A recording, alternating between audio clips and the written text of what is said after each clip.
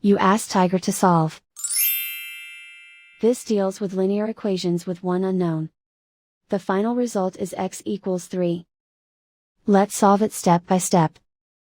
Simplify the expression. Find the greatest common factor of the numerator and denominator.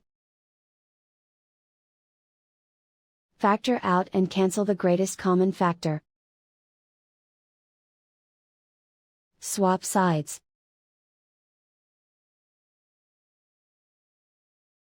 Isolate the x. Multiply both sides by 9. Group like terms. Multiply the coefficients. Simplify the fraction. Multiply the fractions.